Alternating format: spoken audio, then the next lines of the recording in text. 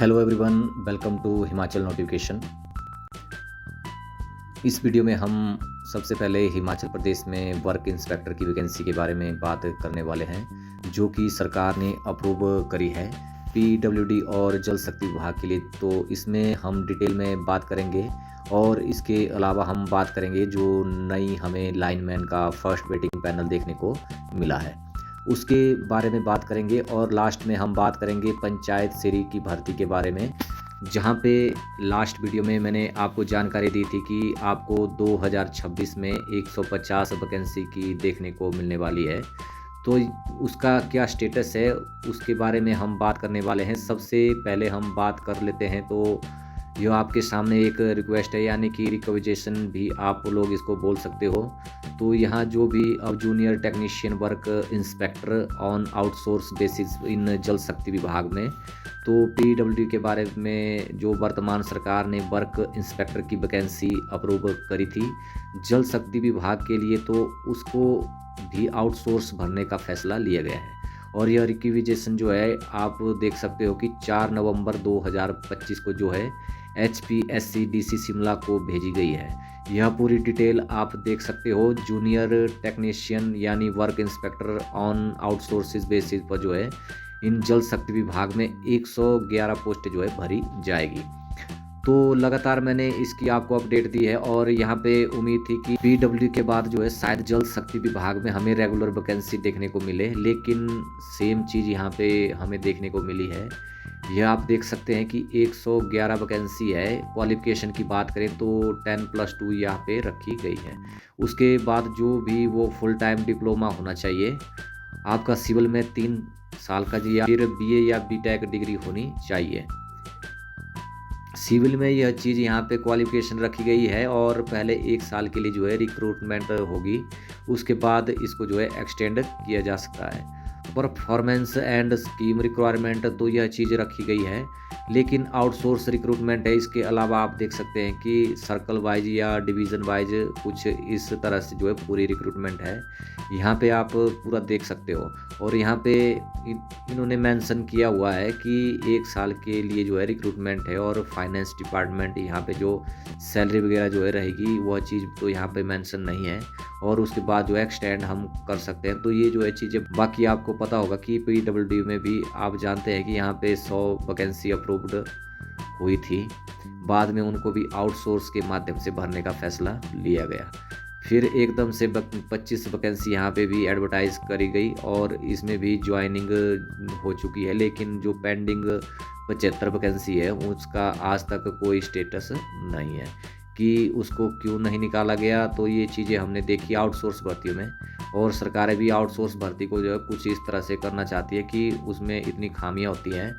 हमें अभी आपने देखा कि आउटसोर्स भर्ती कोर्ट केस चला है, जिसकी कि जो कुछ आउटसोर्स भर्ती आने वाली थी वो डिले होगी, और कोर्ट ने भी यहाँ पे जो है कहा है कि ऐसा नहीं कर सकते, जो कि आप यहाँ नहीं कर सकते हो जहाँ पे आपके पास जो है वो डिपार्टमेंट में रेगुलर सेम पोस्ट के एनालाइज जो है आप वो आउटसोर्स, और आप आउटसोर्स रख रहे हो। तो एक तरफ की उनको अलग सैलरी और उनको अलग सैलरी, यहाँ पर चीज़ें बहुत सारे केस रेफरेंस में हमें देखने को मिली है। तो यह सब चीज़ें हैं, लेकिन उसके बावजूद सरकारें जो है वो आउटसोर्स भर्तियाँ करना चाहती है। तो यही सेम चीज़ आपको पीडब्ल्यूडी के बाद जल शक्ति विभाग में देखने को मिली। अब देखने वाली बात यह है कि क्या ये भर्ती आगे जो है यह प्रोसेस हो पाती है, या आउटसोर्स भर्ती कोर्ट केस के इससे पहले आपको जजमेंट देखने को मिलती है। और यहाँ पे जो है जजमेंट आपको देखने को मिलेगी, वही ये से जो है ये आउटसोर्स भर्तियों के बारे में चीज़ें यहाँ पे डिसाइड होने वाली है। अब इसके बाद बात करें कि Himachal Pradesh state electricity board के लिए जो लाइनमैन का एग्ज़ाम था, और जहाँ पे हमें फाइनल रिजल्ट भी देखने को मिला, ज्वाइनिंग भी हुई, पोस्ट कोड 971 की हम यह बात करेंगे। तो यहाँ पे काफ़ी ज़्यादा वेट हो रहा था कि कब हमें फर्स्ट वेटिंग पैनल देखने को मिलेगा। तो फर्स्ट वेटिंग पैनल आ चुका है, और इसमें जो है 148 कैंडिडेट्स जो है वो सिलेक्शन मिली है।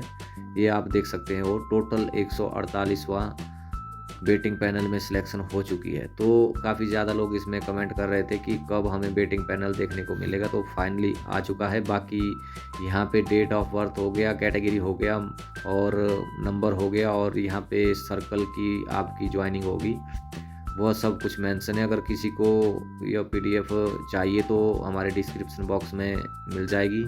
अब इसके बाद बात कर लेते हैं पंचायत सेक्रेटरी के बारे में। तो मैंने जैसे कि लास्ट वीडियो में आरटीआई के माध्यम से आपको जानकारी दी कि पंचायत सचिव भी आपको इस साल देखने को मिल जाएगी। अब इसमें 300 वैकेंसी अप्रूव करी गई थी, और मैंने आपको बता दिया कि फाइनेंस डिपार्टमेंट में 150 वैकेंसी को भी पहले फेज़ में जो है भरने का अप्रूवल दिया है। और उस आरटीआई में आपने देखा होगा कि मेंशन किया था कि पंचायती राज डिपार्टमेंट की तरफ से जल्द ही फाइल को आगे भेजेंगे। तो यह चीज़ जो हो चुकी हो, अभी भी की जानकारी के अनुसार डायरेक्टर ऑफ रिक्रूटमेंट के पास पंचायत सेक्रेटरी की जो भर्ती रिक्वेजिशन है वो पहुंच चुकी है, और जल्द ही वहां से फाइल जो है वह राज्य चयन आयोग हमीरपुर के पास जाएगी। तो अब देखते हैं कि यहाँ पे कितना समय लगता है और क्या क्या चीज़ें होगी। और कोई ऑर्गेनाइजेशन तो इसमें नहीं है। क्या कोई आपने देखा होगा कि बहुत सारी रिक्वेजिशन बहुत पेंडिंग होती है, लेकिन उसके बाद एडवर्टाइज होती है, लेकिन थोड़ा उस समय उसमें लगता है कि क्योंकि आपने देखा होगा कि सारी चीज़ें बदली गई है। कहीं पे जॉब ट्रेनिंग होता है, कहीं पे फिक्सेशन होती है, और सारी ऐसी भर्तियां हैं जो फिक्सेशन में फंसी है। और आपने देखा होगा कि जियो लाइब्रेरी की भर्ती को बहुत जल्द एडवर्टाइज किया गया, और यहाँ पे फिक्सेशन भी नहीं हो पाई।